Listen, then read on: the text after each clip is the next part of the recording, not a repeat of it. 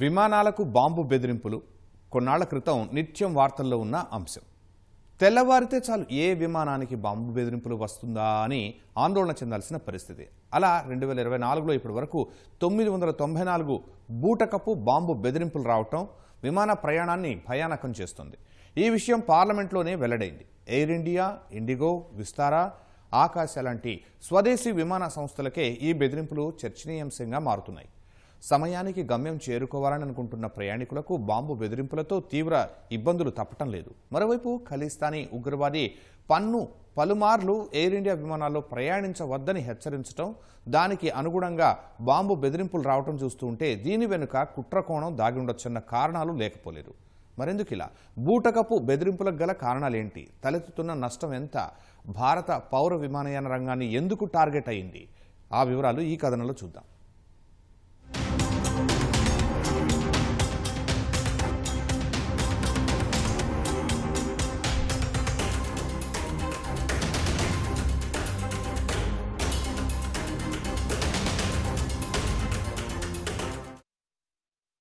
విమాన ప్రయాణం చాలా మంది కల.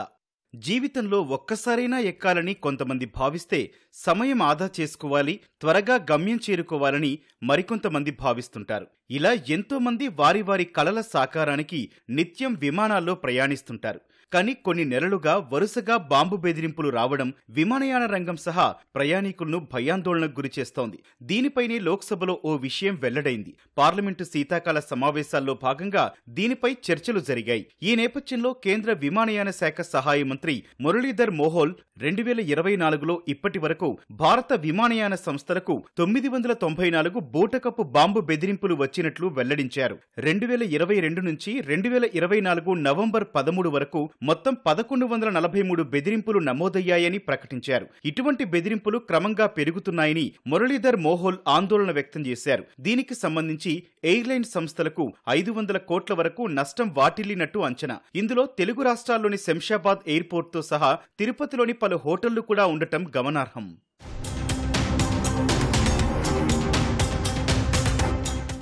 బాంబు బెదిరింపుల గురించి ఒకసారి పరిశీలిస్తే కొన్ని నెలలుగా ఇవి మరింత తీవ్రమయ్యాయి. ఒకే రోజు ఏకంగా 60 నకిలీ బెదిరింపులొచ్చాయి. ఇందులో ఎక్కువగా భారతీయ ఎయిర్లైన్స్ కంపెనీలైన ఎయిర్ ఇండియా, విస్తారా, ఇండిగో, ఆకాశ, స్పైస్ జెట్ లాంటి అగ్రశ్రేణి సంస్థలున్నాయి. ఒక్కో విమానయాన సంస్థ బాంబు బెదిరింపుల కారణంగా పదుల సంఖ్యలో ఫ్లైట్లు రద్దు చేయడం లేదా వేరే ఎయిర్పోర్టుల్లో అత్యవసర ల్యాండింగ్ చేయడం లాంటివి చేశాయి. దీంతో ఎయిర్లైన్ సంస్థలకు పెద్ద ఎత్తున నష్టం వాటిల్లింది. కొన్ని నకిలీ బాంబు బెదిరింపు కేసులకు సంబంధించి ముంబై పోలీసులు ఛత్తీస్గఢ్కు చెందిన 17 ఏళ్ల బాలుడిని అరెస్ట్ చేశారు. బాంబు బెదిరింపులకు పాల్పడ్డ మరో వ్యక్తిని ఢిల్లీలో అదుపులోకి తీసుకున్నారు. మరికొన్నింటిపై అధికారులు విచారణ చేస్తున్నారు.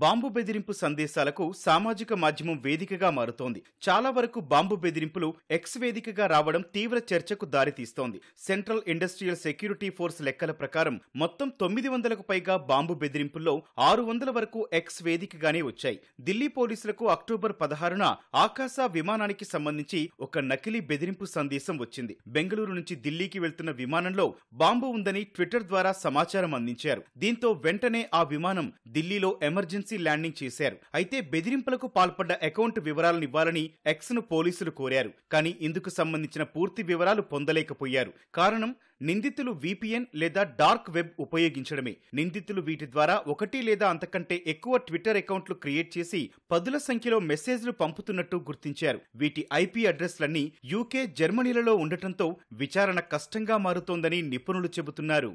జనరల్గా వీళ్ళు థ్రెడ్స్ అనేది ఈమెయిల్స్ ద్వారా కానివ్వండి, లేదంటే ఫోన్ కాల్స్ ద్వారా కానీ ఈ 2 మార్గాలని వాళ్ళు ఎంచుకోవడం జరుగుతూ ఉంది. సో దీనికి ఏంటంటే మన ఇండియాలో ఉన్నటువంటి చట్టం ఏంటంటే unlawful acts against safety of civil aviation act 1982 section 3(1)D ప్రకారంగా ఎవరైతే ఈ ఫేక్ కాల్స్ చేస్తూ ఉంటారో, ఈ బెదిరింపు కాల్స్ చేస్తూ ఉంటారో దాని ప్రకారంగా వాళ్ళని పనిష్ చేయడానికి అవకాశం ఉందండి. అది లైఫ్ ఇంప్రిజన్మెంటే. దీంట్లో కనుక వాళ్ళు కనుక నిజంగా వాళ్ళే చేశారని నిర్ధారణ కనుక వచ్చినట్టయితే కనుక లైఫ్ ఇంప్రిజన్మెంట్ ఉంటుందండి. బాంబు బెదిరింపుల వెనుక ఉగ్ర కోణాలు కూడా ఉంటుందనేది అధికారుల నిపుణుల అభిప్రాయం. ఖలిస్తానీ ఉగ్రవాది గుర్పత్వంత్ సింగ్ పన్ను ఎయిర్ ఇండియాకు గతంలో హెచ్చరికలు చేయడం తీవ్ర కలకలం రేపింది. నవంబర్ 1 నుంచి 19వ తేదీల మధ్యలో ఎయిర్ ఇండియా విమానాల్లో ప్రయాణించొద్దని హెచ్చరికలు జారీ చేశాడు. దీనికి కారణం భారత్లో సిక్కు వ్యతిరేక అల్లర్లు జరిగి 40 ఏళ్లు కావస్తున్న సందర్భంగా ఎయిర్ ఇండియా విమానాలపై దాడి జరిగే అవకాశం ఉందని అన్నాడు. అందులో కొన్ని తేదీల్లో ఆ సంస్థ విమానాల్లో ప్రయాణించొద్దంటూ ఓ వీడియో సందేశంలో చెప్పాడు. కాగా పన్ను ఇలాంటి హెచ్చరికలు చేయడం ఇది తొలిసారి కాదు. గతంలోనూ ఇలాంటి వీడియో విడుదల చేశాడు. గతేడాది నవంబర్ 19న కూడా ఢిల్లీలోని ఇందిరాగాంధీ అంతర్జాతీయ విమానాశ్రయం మూతపడుతుందని ఓ వీడియోలో హెచ్చరించాడు. కానీ అది జరగలేదు. అయితే ప్రస్తుత బోటకపు బెదిరింపుల వెనుక ఖలిస్తానీ మాస్టర్ మైండ్స్ కూడా ఉండే అవకాశం లేకపోలేదని అధికారులు చెబుతున్నారు. భారతీయ ఎయిర్లైన్స్ సంస్థలతో పాటు దేశంలోని ప్రయాణికులను ఇబ్బంది పెట్టే విధంగా కూడా ఖలిస్తాన్ ఉగ్రవాదులు ఈ చర్యలకు పాల్పడే అవకాశం కూడా ఉంటుందని అంచనా వేస్తున్నారు.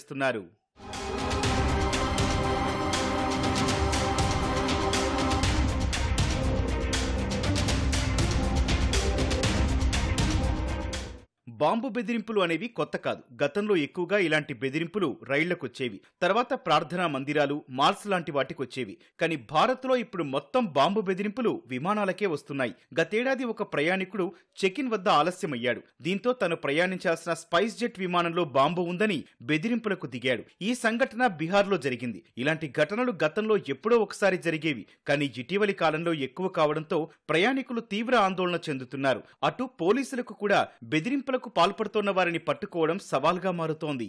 కొన్ని వందల కోట్ల నష్టం జరిగింది. విమానం రెడీ అయ్యి ఎగిరిన అరగంట తర్వాత గంట తర్వాత ఒక బెదిరింపు కాల్ వస్తే దాన్ని ఆషామాషిగా తీసుకోలేం కదా.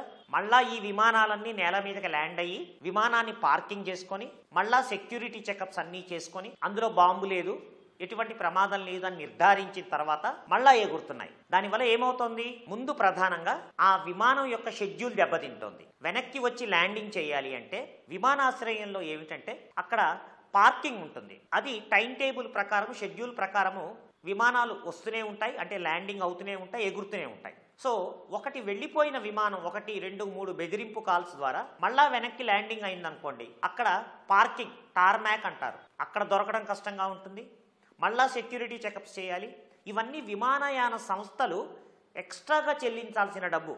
బాంబు బెదిరింపు వచ్చినప్పుడు ఏం జరుగుతుందంటే అత్యవసరంగా విమానాన్ని తనిఖీ చెయ్యాలి. అయితే ఇక్కడ 2 సందర్భాలుంటాయి. విమానం బయలుదేరక ముందు ఒకలా, బయలుదేరాక మరోలా ఉంటుంది. బయలుదేరక ముందు క్షుణ్ణంగా తనిఖీ చేసి పంపించొచ్చు.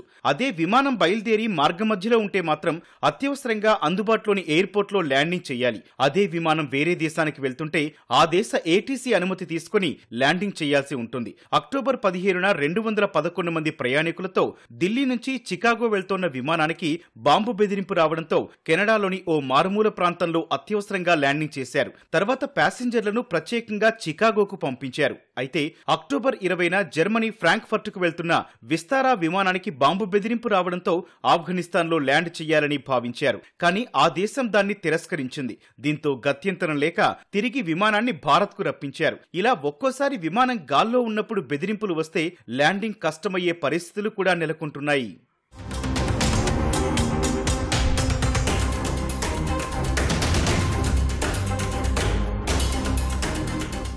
విమానాల రద్దు అనేది చాలా తలనొప్పితో కూడుకున్న సమస్య. ఒకసారి ఫ్లైట్ రద్దయితే ఆ విమానయాన సంస్థకు తీవ్ర నష్టం.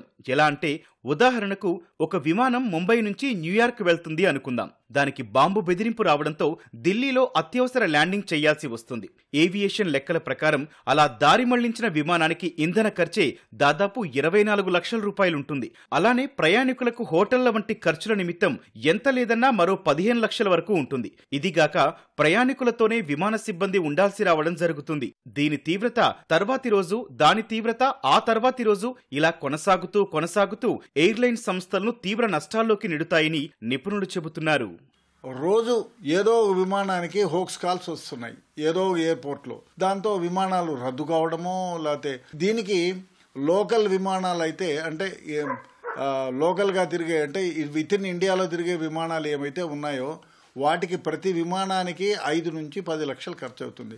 అదే ఇంటర్నేషనల్ విమానాలు అయితే 50 నుంచి 60 వేల రూపాయలు ఖర్చు అవుతుంది, 60 లక్షలు ఖర్చు అవుతుంది. ఎందుకంటే ప్యాసింజర్లకు ఫుడ్ ఇవ్వాలా, వాళ్లకు మరీ డిలే అయితే అకామిడేషన్ ఇవ్వాలా, క్యాన్సిలేషన్ చేసుకున్నారనుకో ఆ డబ్బులు వాపసు ఇవ్వాలా, ఎందుకంటే సెక్యూరిటీ రీజన్ వల్ల కాబట్టి వెనక్కి ఇవ్వాలా, మళ్ళీ ఆ ఫ్లైట్ మళ్ళీ రీషెడ్యూల్ కావాలా. అదే ఇంటర్నేషనల్ వాళ్ళకి ఇంటర్నేషనల్ 5 స్టార్ అకామిడేషన్ ఇవ్వాల్సి ఉంటుంది. ఫ్లైట్లో 500 మంది ఉంటే వాళ్ళకి ఫుడ్, అకామిడేషను, సో మళ్ళీ రీషెడ్యూలింగు. భారత్ ప్రపంచంలోనే వేగంగా అభివృద్ధి చెందుతోన్న దేశం. దశాబ్ద కాలంగా ఎయిర్లైన్స్ పరిశ్రమ చాలా వృద్ధి చెందింది. 2014లో 74 ఉన్న ఎయిర్పోర్ట్లు ప్రస్తుతం 157కు చేరాయి. 2047 వరకు వీటిని 350 నుంచి 400 వరకు పెంచాలని కేంద్ర ప్రభుత్వం భావిస్తోంది. దీంతో పాటే లక్షలాది మందికి ఉపాధి కూడా లభిస్తోంది. కానీ ప్రస్తుత బాంబు బెదిరింపులతో పరిస్థితి మళ్లీ మొదటికొస్తుందేమోనని నిపుణులు ఆందోళన వ్యక్తం చేస్తున్నారు. ఇప్పుడిప్పుడే మధ్యతరగతి కుటుంబాలను కూడా అతి తక్కువ ధరకే విమాన ప్రయాణం చేసేలా విమానయాన సంస్థలు ప్రత్యేక ప్రణాళికలు రచిస్తున్నాయి.